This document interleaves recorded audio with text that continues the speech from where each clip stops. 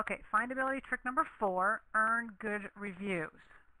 Now I say earn because you really can't go out and ask people, oh, could you go give me a good review? So you really need to earn these good reviews. And I just have a quick statistic here for you. 70% of buyer surveys consult reviews or ratings before purchasing.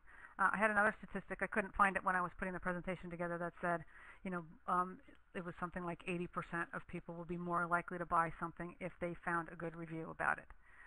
So a lot of consumers out there are researching. They're doing research because it's so easy to research your products and services. So if you had to choose between 3 or 4 providers to buy a specific service or product, the one that's got the good reviews is probably the one that's going to win.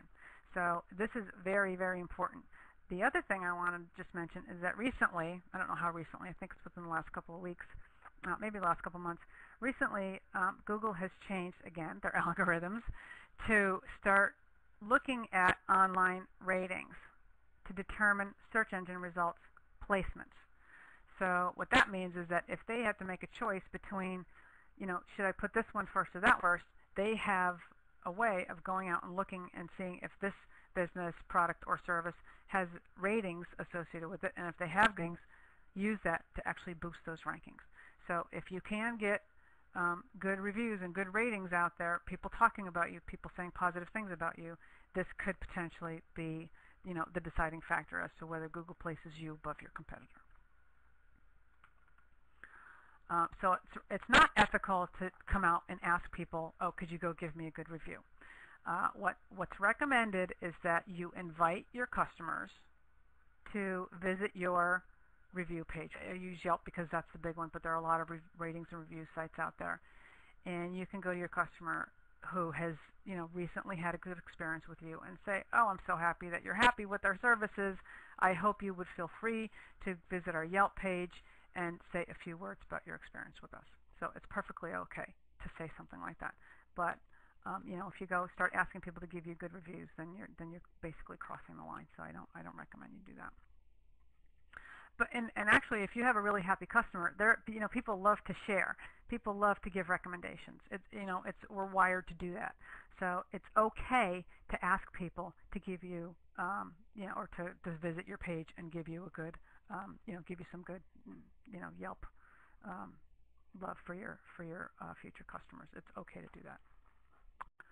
So, and a lot of customers of mine will say, well, what happens if I get a bad review?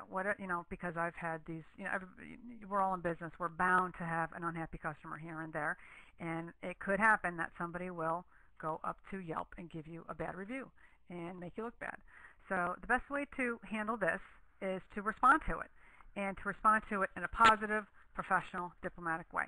So this is an example that comes right off of the Yelp help area. In order to that talks about how to respond to a negative review. So if you get a negative review, here's a good example. So clearly this person had a bad experience at some kind of salon or spa. So the spa responds, "Hi, thank you for visiting our spa. I'm sorry we were late for your appointment." Okay, so they acknowledge that they were wrong and they apologize. Okay, "I thought you might be pleased to know we read all our reviews and we're making changes. Thanks to your feedback." So you're saying, I care about your feedback, I care about what you think, and we actually take it to heart and we actually do something about it. So that's a big positive thing. New this week, we've added a 10-minute break between appointments, and we've also hired a new receptionist. So you're actually explaining how it is that you're making those changes to make your service better because of this person's bad experience. If you ever decide to try us again, let me know. I'd enjoy saying hello in person. So you kind of get the sense here that really it's about caring and responding and being professional and basically telling the person we're very sorry and we'll try harder next time. We hope you.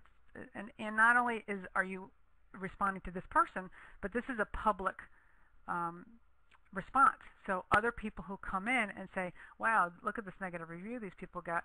Oh, but look at the response that the business provided. If you can turn a customer around, if you can provide a good response right there in public, obviously that's a great customer service tool, and people will be more inclined to think, well, maybe that negative review, maybe they just had a bad day, or gee, if if I have bad experience, they're going to try to make it better. That's always a big, big customer service tool.